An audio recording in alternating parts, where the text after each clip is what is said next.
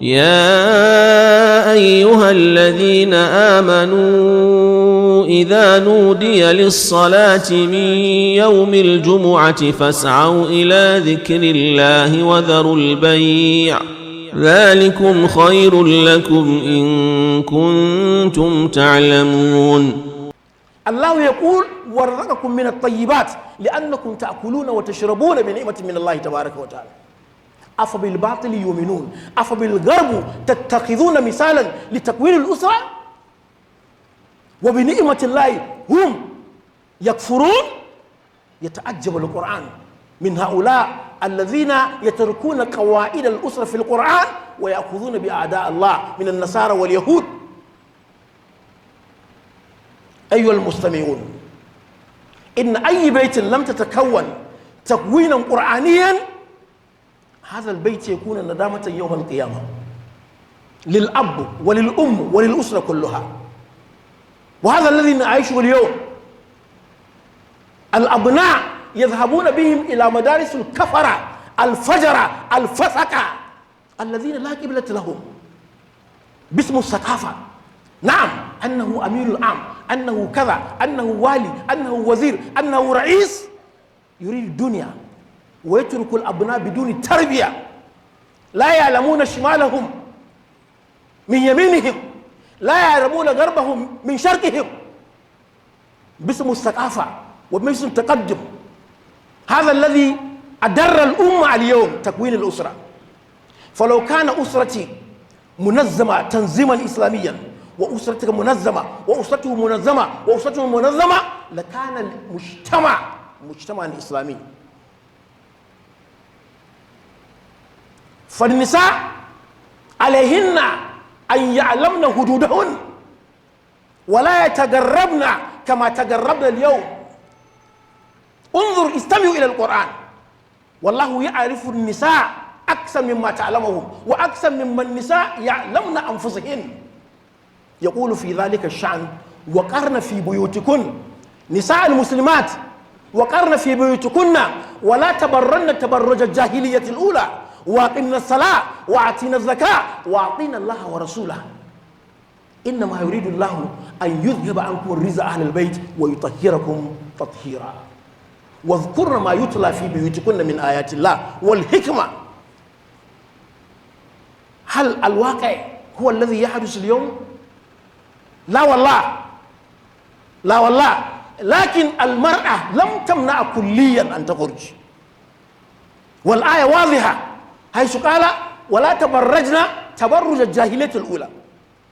إذا أردتم خروج، إذا أراد المرأة أن تخرج فعليها أن تخرج بنظامها الإسلامي.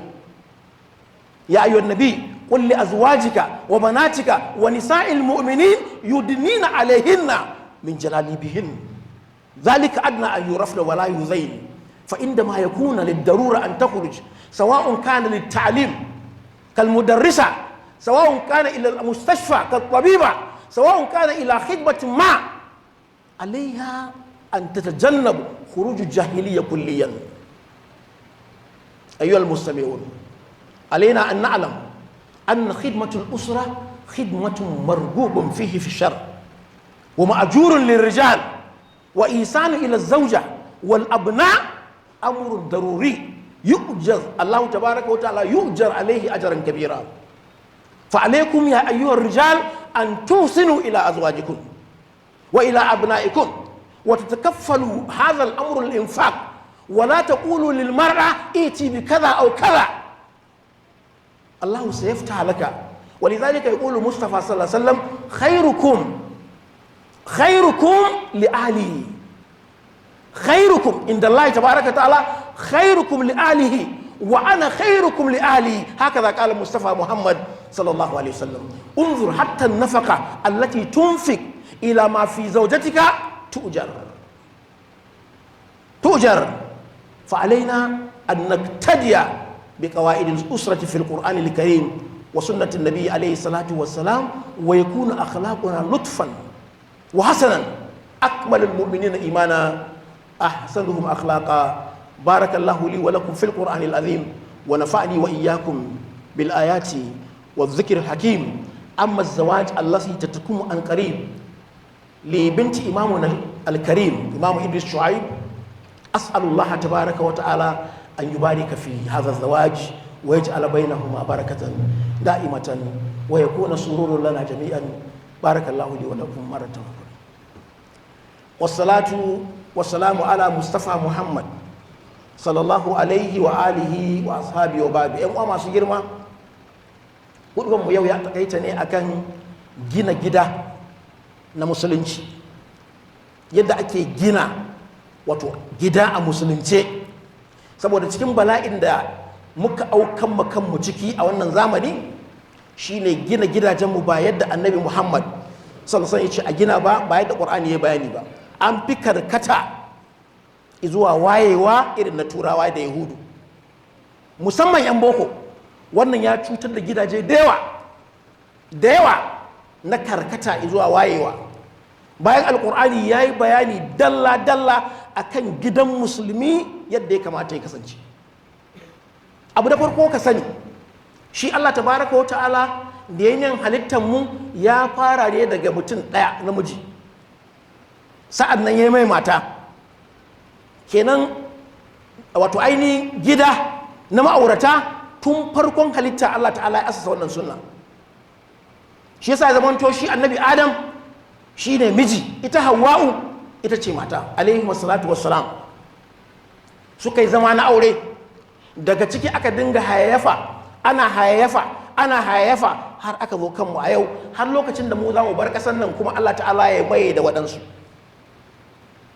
Wannan shine asalin aure. Sai Allah ta'ala ya shar'anta wa al'umma annabi Muhammad sallallahu alaihi wasallam aure wanda za a gina akan musulunci. Kar ka gina aurenka akan kowane irin abu, gina shi akan musulunci da ɗabi'u masu kyau daga kowaye ya zo neman yarka. A tabbatar akwai danƙon soyayya tsakanin wa'annan ma'auratan, kada a yi shishigi na tilasta ma kowannensu. Wannan shine yanci wanda bature bai sani ba. Annabi sallallahu bai taba yadda a yi aure babu kauna ko soyayya a cikinsa ba. Shi sa Allah ta'ala ce daga cikin ayoyinsa shi Allah, wa min ayatihi an khalaqa lakum min anfusikum azwaja wa ja'ala bainakum mawadda. Sai Allah ta'ala ya sanya tsakanin miji da mata danƙon soyayya. Mawadda babu kalmar da za ta bada ma'anar ta a Hausa, sai dai ka ce muhabba. Da kowane yare da ka sani ba zai baka ma'anar mawadda ba. A turanci shi ma haka, a kowane yare shi ma haka. Amma wannan zumuncin wanda ke tsakani babu wanda yake iya sanin girmansa sai Allah tabaraka wa ta'ala. Sai ce wa ja'ala bainakum mawaddatan wa rahma. Aka sanya wani irin soyayya wanda baka iya tararo shi, yana iya haukatar da wasu. Soyayya sai Allah ta'ala ce da rahama na hada musu. Yace a cikin wannan akwai aya na tabbatar da cewa Allah tabaraka wa ta'ala gwani ne a cikin komai. Amma ga masu hankali, masu tunani mai kyau, la'ayatin liqaumin yatafakkaru, domin akwai masu tunani mugun tunani, mummunan tunani irin na maƙiya addinin Allah, akwai su da yawa. Bal su ake cewa mufakkira, wai musaqafa, bayan ba su tunani. Duk tunaninka idan ya saba ma nasul Qur'ani ka zama hukaci, ko ka gane ko baka gane ba. To shi sa ayan ya nuna cewa ga masu tunani, kai musulmi kai ne mai tunani. Abin takaici sai ka bar al'adanka mai kyau na zamantakewa, na sanin mutunci da daraja da kula da ɗaukan ɗawainiya, sai ka koma na bature. Matanka ta yi turanci, kai ma ka yi turanci, ta fita aiki ka fita aiki, baka san ma irin aikin ba wani lokaci, baka san me ake ƙullawa a wajen ba. Saboda haka sai gida ya zamanto babu kowa, sai wani can wanda aka ɗauko ake biyansa. Allah ya ce da muka sanya wa'annan 'ya'yan a cikin iyayensu mata, ba mai iya ɗawainansu kamar su, babu shi. Allah ne sa irin wannan danƙon zumuncin tsakanin 'ya'ya, musamman 'ya'ya da iyayensu mata. Sai al'umma ta zama baturiya, shine wayewa. Ana magana da hanci, ina matan ai tana bank, ka je ta yi ta aiki a bankin, ta dawo karfe 9 ka dawo karfe 10, yara kuma ku basu a hannun tarbiya irin ta Yahudawa. Ku tara dukiya tun ba ku mutu ba su soma faɗa akan dukiyar, saboda tarbiyyar da aka ba su. Bai fi sati 4 ba na tsaya akan wani dukiya wanda dukiyan ba zai kasa biliyan, kasan ba a san almajirai da sanin biliyan ba zai kasa biliyan 100 ba sai da wannan dukiyan. Amma kasan me ya faru? Ɗan make wasa yi ya ce ai baki zo gidan ubana da ɗa ba, ɗanta ba ɗan kishiyanta ba. Ba wai tatsuniya ba ne, ni na tsaya akan wajen, saboda tarbiyya irin ta turawa. To wannan ina bambancin sa da bature, na bambancin sa da bature musulmi ba kafiri ba, saboda tarbiyyar da aka tawo da shi tarbiyya ce ta boko. Sai na yi lissafi na bincika na ce bari in yi bincike in gano shin me ya faru a gidan nan da ha irin wannan abu zai faru. Dan a turai din aka dinga yawo da shi, in an kai shi wannan jami'a ya ce baya so, a turawa ba ma a Najeriya ba, kwaɗan uban ya zo ya mutu, aka shiga wannan bala'i. Mu yi hattara da koyi da turawa, musamman abin da ya shafi gidajenmu su ne wajen shigan aljannanka. Duk barnan da ake a Najeriya idan baka sa hannu a ciki ba za a tambaye ka shi ba. Duk ba namijin da ya tsallake siraɗi sai ya bayanin gidansa, saboda kai ne shugaba a wannan gidan. Ko ka bi annabi ko ka ƙi bin sa sallallahu alaihi wasallam, ko ka bi Qur'ani ko ka bi, za a tambaye ka. Ai lalacewan ƙasa, ai gidaje ne suka lalace. Ai idan da gidajenmu suna da cikakken musulunci da tarbiyya, kama isa ka ce za ka jagoranci mu da tsarin Yahudawa, ai ba zai yiwu ba. Amma da ke gidan sun lalace mafi yawanci. Allah ta'ala ce to gidan musulmi in an samu mawadda, to ka sani kai namiji kai ne shugaban gidan. Ba maganin karɓa ba siyasar Najeriya ba ne, siyasar gidanka siyasar musulunci ne. Ba karɓa, kai ne shugaba, ko kana da shi ko baka da shi, ko kana da matsayi ko baka da shi, kai ne shugaban gidan. Duk lokacin da kai sakaci aka kwaci jagorancin gida a hannunka, wallahi ka shiga uku. Ai Allah ya san mata, ya san rauninsu, sai ya ce kai ne jagora. Ar-rijalu qawwamun 'ala an-nisa'i bima faddala Allahu ba'dahum 'ala ba'din wa bima anfaqu. Sa'annan akan ka ciyarwa da shayarwa da gida da lafiya duk bukatunta gabaki daya yana kanka. Ba asara bane a musulunci. Bature ne da arna suke cewa kawo mu tattara saboda ba san Allah ba. Ai arzikin kowa yana zuwa nan gidan, hannunka zai shiga arzikin kowa. Wa fis sama'i rizqukum wa ma tu'aduna. Da yi imani yayi rauni aka nisanci Allah, sai Allah ya bar mu da irin aqidunmu na turawa. To haka jagoranci da daukan ɗawainiya yana kanka. Sai Allah ta'ala ce ku tuna mana ni'man da mu muka yi muku na a gidan nan fa za a samu, a auren nan ne fa za a samu ƴaƴa Allah ke bada su. wa huwa alladhi ja'al lakum min azwajikum banina wa hafaza, ya sanya muku ƴaƴa da jikoki. Kai ka isa kai jika, ka isa kai ɗa. Turawan da suke cewa za su markaɗo ɗa yanzu su gina shi da sanadaran ma suke in ma sun yi, sanadaran da aka kiɗa aka zuba aka rawa aka ruɗa mutane cewa za a iya yi, waye yi su? Ƙwaƙwalwan da yake ma lissafin waye yi shi? Jiya a taron limamai na Abuja aka yi takaddama shin za su iya ko ba za su iya ba. To je ka sun yi, ƙwaƙwalwan na waye? Inda mahaukata ne za su iya. Saraka Allah shi ke ba da 'ya'ya, shi ke ba da jikoki. Ya ce wannan ma akwai babban aya, kuma shi ke azurta mutane. Ya ce Allah ta'ala sai ce za ku yi imani ne da abin da baya da lissafi? Ga shi muna lissafa muku kuna fahimta. Kuma masu girma mu kula da gidajenmu. Hanya ne na shiga aljanna cikin sauki, sa'an nan hanya ne na shiga wutan jahannama kai tsaye. Kai tsaye. Shi yasa Allah ta'ala ya kashe ni. Ya ce matan musulmai su zauna a gidajensu. Wannan yana cikin ibarar da idan an faɗa sai a ce ai ba su waye ba. Kai ne da ya soko. Qur'ani waye littafi ne. a waye yake tun shekara 1400 kuma idan duniya za ta rayu nan shekara biliyan Qur'ani waye ne kai ne ba kawai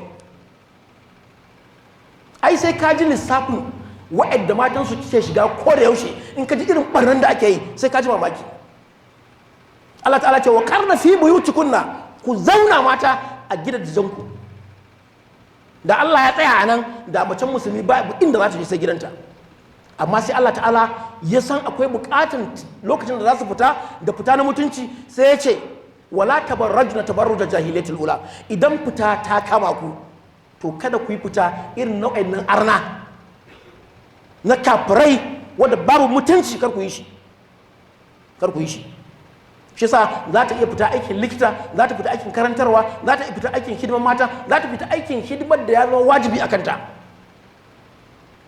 Amma da an ganta an san ba rabon shaidan a ciki. Amma matanka za ta tafi banki ta aiki ta sha kwalliya a gabanka ko gele babu a kanta, wani lokaci gashin jaki a kanta, ka kama hanya ka shiga mota to za ku haɗu a can ayi, za ku yi bayani ma Allah tabaraka wa ta'ala. Ku tara dukiyan, in kun tara ku tafi da shi, kuma wayayen ku tafi da shi can, ku ce wa mala'iku ku wayayyu ne, ku ce masu barin matansu a gida shi ne ƙauyawa, ku faɗa a can. Matan musulmi aslan gida ne gidansu, amma in ta kama sai an ɗauki matakai na kala-kala. Shi yasa idan za ta yi tafiya, mataki na farko in za ta yi tafiya dare ɗaya da yini, to sai an sa mata bodyguard, ko babanta ko mijinta ko wanta ko kaninta wanda zai tsaya mata bodyguard saboda mutuncinta a musulunci. An girmamawa ne, shi bature shi ne wawa wanda yake barin ta kamar biredi abu a tallata ta, biredi da ma ya fi ta daraja, domin biredi akan samun leda kare bushe. Wasu matan yanzu a gansu tsirara, to me saura?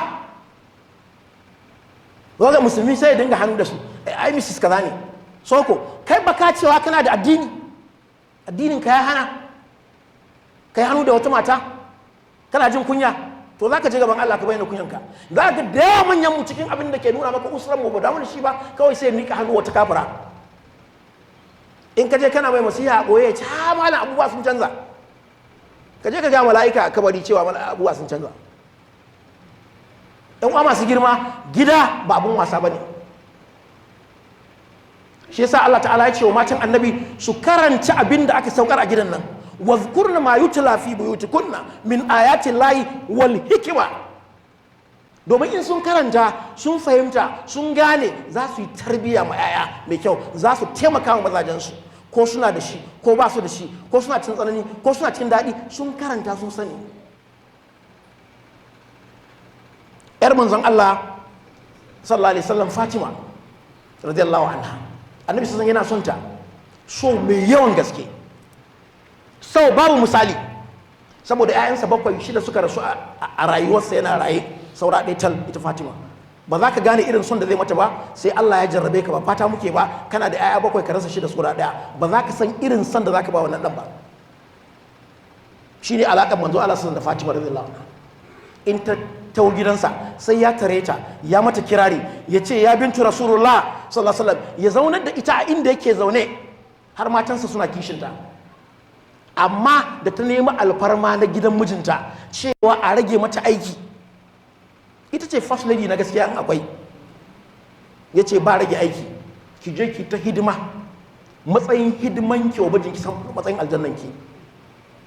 Aka raba ma sauran sahabbai kuyangu, ita aka hana ta. Annabi ya hada ta da zikiri, ya ce ki ce subhanallahi 33, alhamdulillah 33, Allahu akbar 33, sai ki cika da kalmatin shahada. Ya fi koyan gai 1000 da za a ba mutane. Amma yanzu da mace ta dan kai ta dan yi digiri, ko ba ta jin turanci mai kyau, ba za ta yi hidiman gida ba, sai dai a ta nemo house girl, boy girl, so girl, waye shine wayewa, a ta rikita gida. Duk sai mun koyo nasu karfi da yaji. Allah ta'ala ya samu dace. Gidajenmu Allah ta'ala ya gyara mana, mu ma mu ɗauki mataki. We give thanks to Almighty Allah. We ask Him, the Most High, to continue to show His mercy on our leader Muhammad sallallahu alaihi wasallam, his household and companions and followers till the day of accountability. I'm going to put in summary what I've said in the Arabic version. as regard to building an Islamic family. Family must be built Islamically. You will never have any excuse before Allah when, whether intentionally or otherwise, you could not build an Islamic family. All form of corruption in our nation and any other nation, Allah may not ask you about that. But directly, you are responsible for your family.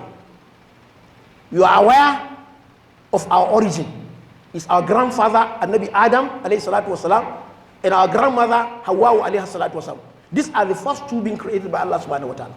And of course, Adam first. And through them, through both, procreation, and creation, until when today we are billions on earth. It's from the two. And it is through marriage.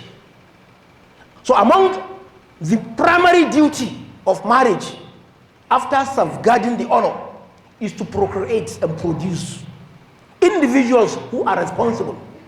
Not irresponsible individuals, not criminals and corrupt personalities. Today, what is suffering us in our nation today in this country, Nigeria, is as a result of bastardization of the building of families. Because whosoever you find outside there, he is from a family. That's why Allah says, in Islamic marriage, the family must be built on love, mawadda, which I said in the Hausa version in Arabic. There is no meaning direct to mawadda in any language. That love that Allah has created between the husband and the wife, a genuine one, has no any other meaning than mawadda. Because when you say love is mahabba, it's much bigger than that. Allah says in that love and that mercy, there is signs of Allah's existence and decree that the whole world should worship him in only marriage. But for those who are sensing, yatafakkarun, for those, you can sense positively and negatively. You can be intellectually criminal and you can be intellectually responsible. So intellectualism is not enough for you to be worth of being praised in the society.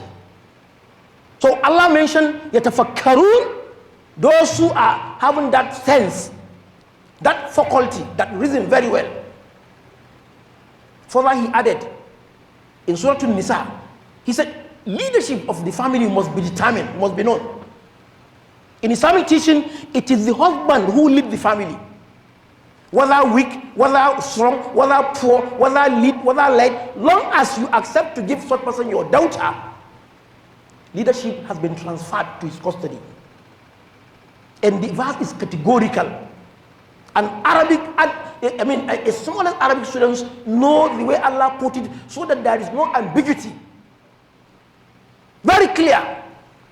الرجال قوامون على النساء بما فضل الله بعضهم على بعض وبما أنفقوا من أموالهم. And the responsibility of maintenance of the family goes to you too. The feeding, clothing, sheltering, health care, everything you know that has to do with material and value, you are the one to bring it to the house. We don't have bring half or quarter or percentage. No. It is absolute right that you must discharge toward your family. And it earns you reward uncountable. That's why Rasulullah says, the best of you in the sight of Allah is the best of you to his family. Those who are taking responsibility. And he told them categorically, he said, and I am the best of you to my family. That is Rasulullah sallallahu alaihi wasallam. That area alone is a lecture of its own. He is the best of all men to his family sallallahu alaihi wasallam. And Allah says, don't you remember, through us, through Allah, you have wives, you have children, and through your children you have grandchildren, and Allah enriches you and sustains you. وَرَزَقْهُم مِّنَ الطَّيِّبَاتِ أَفَبِالْبَاطِلِ يُؤْمِنُونَ وَبِنِعْمَةِ اللَّهِ هُمْ يَكْفُرُونَ. Do you still disbelieve in the way I organize family for you? Do you still feel a Westerner can design it for you better? And primarily in Islamic teaching, A woman supposed to stay indoor in her house. Yes. Let them call you any name. Those who are calling you those names, they have failed in the society. They have really failed, and they know they have failed. Why should you feel embarrassed when you have a culture, when you have principles, when you have ideology? Why can't you defend that if you are sincere? Most of those who claim intellectualism in the name of becoming people who have learned the Western education, they feel, no, it is embarrassing. One should say, let us stay at home. That is the Quranic dictate and decree. وَقَرْنَ فِي بُيُوتِكُنَّ, so that she will shoulder and take responsibility of the home. Those who are saying she should go out, they don't have alternative for the home. They don't have it. Let's assume you employ a woman. That woman is supposed to be in her husband's home too. She's supposed to carry the duties and responsibilities in the house. It's not belittling her. That duty she is taking, you cannot take it. You cannot breastfeed. You cannot bath your child. You cannot be able to wash that child, efficiently. You cannot do that. Allah is wise in giving us instructions.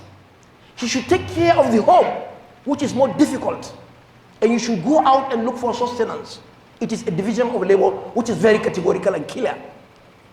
But in case she should go out, let her go out in a mode that people will know that she is decent. And that's why hijab in Islamic teaching is compulsory on women. That was the case with the wife of Rasulullah when they are going out. That was the case with the Sahaba. That was the case with all prominent predecessors of the Ummah. Today, if you go to our universities, if you see our ladies, Muslim ladies with the Kufar ladies, hardly will you differentiate, except very few. And these are the ones to lead the nation in future. Home is key to building a society. Any society that plays with reformation and building of home, that society has gone. And I'm not wishing us bad. The steps we are taking today as we get to our family is not encouraging. It's not encouraging. Any criminal you see outside there, he has a family. He has a family. And the family are responsible. They are responsible. So a Muslim should get it right. It is a formula Allah has given. You must apply and follow so that you earn the blessing of Allah subhanahu wa ta'ala. Anything other than this, you are going to be in trouble in your grave. Not even on the day of Qiyamah. At the point of death, you are going to be in trouble. We should be proud of our culture. We should defend it. We should tell anybody to his eyes that we will not compromise our own culture. We believe in it. And in it is success. Let him follow his own. Have you ever seen them putting on turban like my own here? They will never do anything of our culture. It is we that we are proud. I'm not saying you should not appear the way they are appearing if you don't have their ideology, but they will never see your culture to be important.